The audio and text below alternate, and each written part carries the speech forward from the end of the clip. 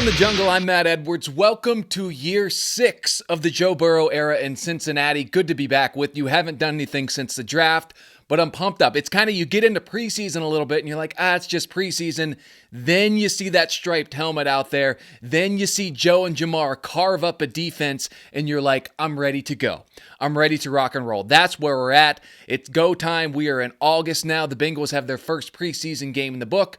It's a loss to the Eagles. Who cares about the score? We all know preseason games don't matter when it comes to who wins and who loses, but we can certainly learn a lot. And I think we learned a good bit last night when the Bengals went into Philadelphia. They played their offensive starters. That looked fine. The issue that I had, and that I think everyone has, and look, I had no intentions of getting fired up. I never sit down to watch a preseason game on August 7th and go, oh boy, how am I going to feel tomorrow? But this morning I woke up at 5 a.m. Not on purpose. I didn't have an alarm set. Just woke up and immediately I'm just going through my mind on everything that happened. And are we about to go through 2024 again?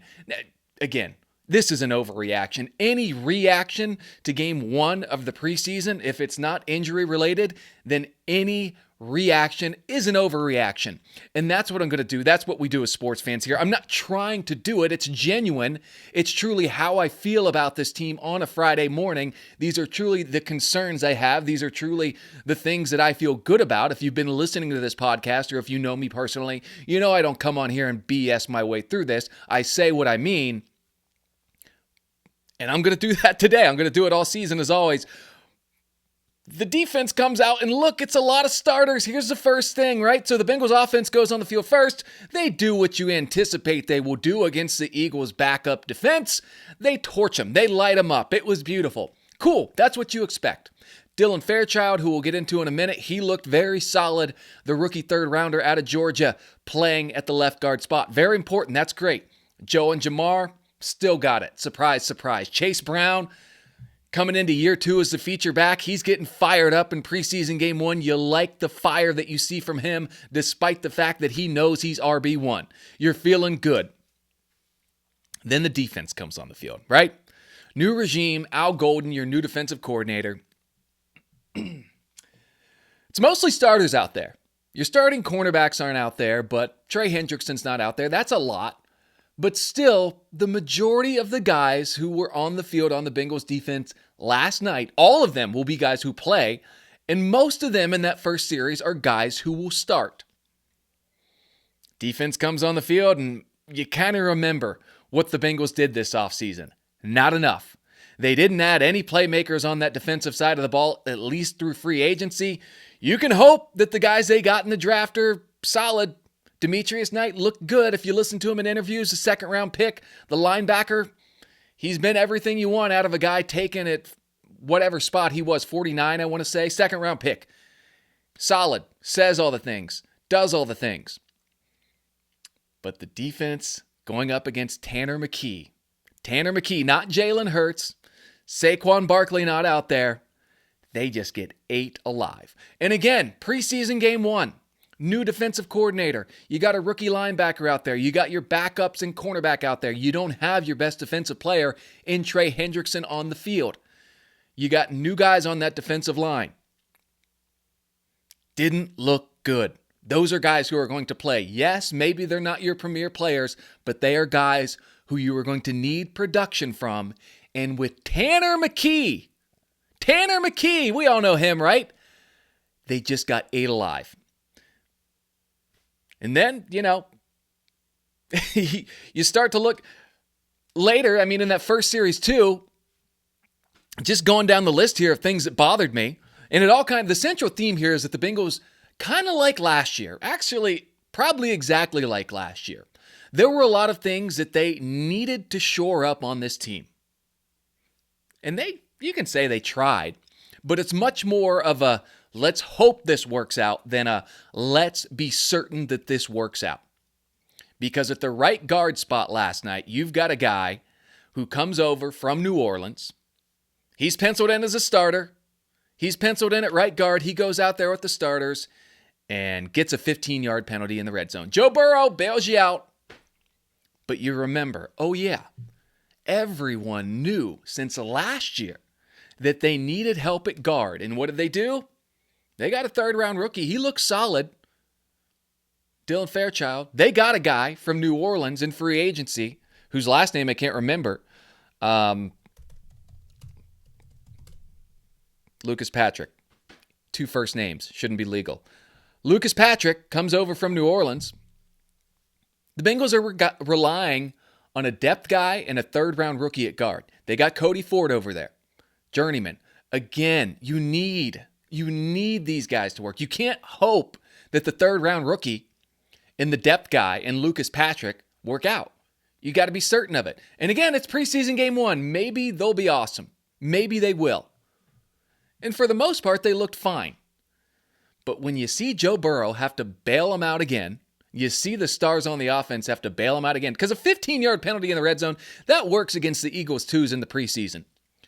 When you're down 3 at Baltimore in December, 15-yard penalty in the red zone could be the difference in the division. Again, am I overreacting? Of course. But when you see this pattern, of the same things that killed this team last year were an issue in the first preseason game of the year. It's like, not feeling great. And then in the fourth quarter, that's when I kind of got a little nutty. If you follow me on Twitter, which you shouldn't, that site is just trash, but it is great for football. You shouldn't be on there at all, but if you are, I hope you're following me at Matt Edwards. Fourth quarter, you get, this just kind of puts everything in a nutshell. You get a third-round defensive lineman from a year ago, a guy you took in the third round, top 100 pick, commits a 15-yard penalty on a field goal attempt from Philadelphia. They get in there and score. Not a big deal, right? Fourth quarter of the preseason, special teams saying you can clean it up. But again, when you go back and look at the Bengals' defensive line depth and you realize there really is not much there, and you see all those high draft picks they spent on defensive linemen, and here's a guy who was taken 97th a year ago, 97th overall, and he's progressed to the point that he's playing special teams in the fourth quarter of a preseason game. And McKinley Jackson's who I'm talking about. He had some pop at times, but it was in the fourth quarter. You're a top 100 pick a year ago. I would hope against Eagles roster bubble guys, you could show some pop. So that's where I'm at. Look, it just looked too much like last year, and last year wasn't good enough. Is it an overreaction? Of course. It's preseason game 1. It's August 8th. I'm glad that the Bengals are getting some guys out there. I really don't know that we need to see much more of Joe and Jamar, but I know we will. Okay? It's just frustrating to know going into the offseason, here are the things that need fixed. And the Bengals are kind of like, yeah, here's some duct tape. We'll see if it works out. So you just can't get beat by Tanner McKee like that on defense. No disrespect from Tanner McKee. Went to Stanford, a fine school. He's playing in the league. Good for him. Maybe he's going to have a breakout year somewhere. Maybe he gets traded for a 6th-round pick and is starting for the Browns in week 7. Who knows? But at any rate, Bengals knew their issues. They did a little bit, but not enough. And it's frustrating, and it's week 1 of the preseason, and it probably means nothing. And there's a lot of young guys on defense, and there's a new defensive coordinator, and they're figuring things out. But boy, last night, you would hope that defense would say, hey, we got our asses kicked last year. We are the reason this team missed the playoffs. Fresh start, going into the home of the defending Super Bowl champions. You should have, I don't care if it's the preseason, I don't care if they're playing chess. You should have a little chip on your shoulder after the way you performed last year, and that's what we got? Carved up by Tanner McKee? Not a good start. Not a good start by that defense. Just looked way too much like last year. So that's what upsets me, is that none of this is a surprise. It's stuff we all knew was an issue and just didn't get addressed properly. It might all mean nothing. Hopefully, all that stuff on defense does mean nothing. We'll give them time to figure things out. We will give them time to figure things out. Starting cornerbacks didn't play. Trey Hendrickson didn't play. Hey, great night for Trey Hendrickson, right? He said, yeah, you thought the defense was bad last year with me on it? Look at what happens when I'm not out there. Buddy, oh buddy. Trey Hendrickson his agent probably called this. He probably just sent an emoji with a big smiley face to the Brown family this morning. So that's a little bit of complaining. That's a little bit of concern. That's a little bit of overreaction. Here is the good news when it comes to the Cincinnati Bengals week one of the preseason. The first team offense, not going to be rusty this year. I mean, I said it a few times last year. If you watched that week one loss against New England, Joe Burrow just looked so mechanical. Instinctually, he's excellent, right? He does so much of his best work. We all know the famous quote, right? Screw it, Jamar's down there somewhere. When he turns into backyard Burrow, as Paul Dehner Jr. coined the nickname a couple years ago, when he just lets it rip is when he's at his best. And I think he needs to get in and get a little bit of that. Because if you look at that week one loss last year where the Bengals offense, I think, scored 10 points, he looked like he was thinking too much. He looked like he was thinking about how to play football during the play. Now, pre-snap, that's where he thrives. But he needs to let his instincts take over. That's when he's at his best. And that's what he did after the first couple weeks. But it's kind of good. You could tell he wasn't doing that last night. He probably recognized that, I'm sure. I mean, he probably listens to this podcast and was like, you're right, Matt. And that was good just to see him feel so comfortable out there. We've not really had a chance to see that from Joe Burrow. Some people don't like that he's playing in the preseason. I don't know what to tell you. I mean, it's necessary. It's necessary not for him, but for this whole team to kind of get a feel. Because last year he had a bad first game, but at the same time, in years past, the Bengals keep putting these Band-Aids on the offensive line. And even when Joe hasn't played poorly in those early games, he's not quite had the opportunities to get loose and to get ready because he's running for his life the whole time. So that was great to see. And look, yes, it's not Philadelphia's starting defense, but they still probably has, I heard Anthony Munoz mention, they have as much depth as any team in the league. So was it Philly's twos? Yes. Would a lot of Philly's twos start elsewhere in the league? Probably so. The other good news, Shamar Stewart, the first-round pick for the Cincinnati Bengals, who finally got signed to a contract. He looked really good. And again, he's mostly playing against twos and threes. He's playing against all twos and threes and probably some fours. But, I mean, he passed with flying colors on night one. Wearing that number 97, man, that was Geno Atkins' number, maybe the best Bengal of my lifetime, certainly the best defensive Bengal of my lifetime. So, high hopes there for him. And I'm not going to get too excited over it.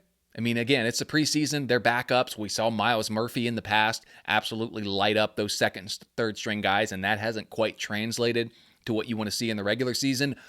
But when you consider the lack of prep that Shamar Stewart has, the fact that they consider him, everyone considers him a raw prospect, just seeing him go out there last night, and you could tell he was a dominant force. He looks like a guy who should be able to make an impact immediately for this team. And that's exciting because, my God, do they need some guys to do it on the defensive side of the ball.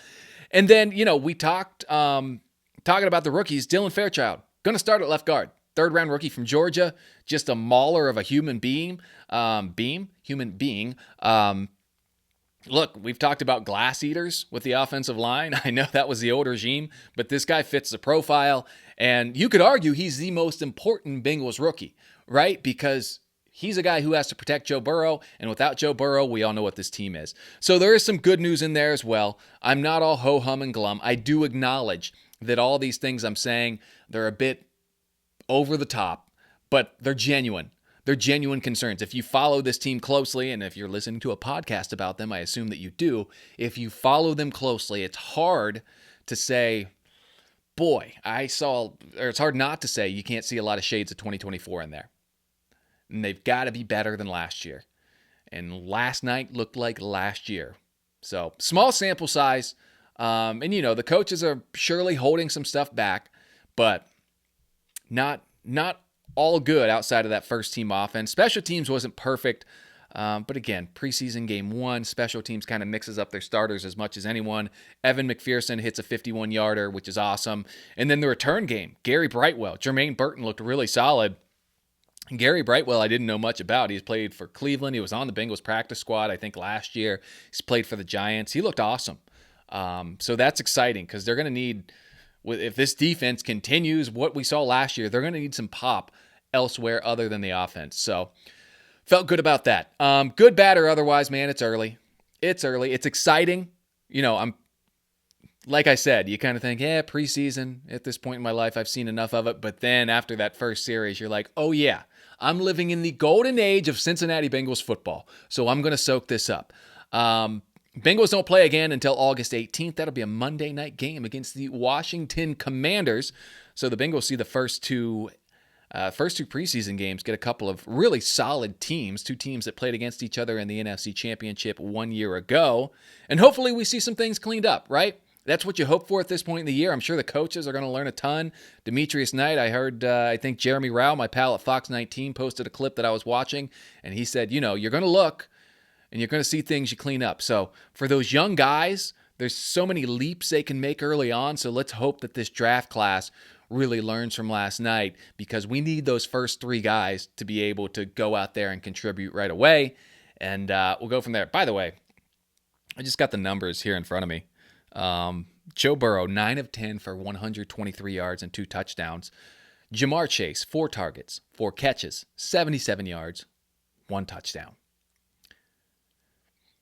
You worry about the depth on this team, right? But as far as the top-end guys go, holy smokes. And that's why, despite this defense, they had a winning record last year. Watching Jamar Chase against those Eagles' second, third-string guys, it literally kind of reminded you, like, of your uncle getting a little buzzed up, right?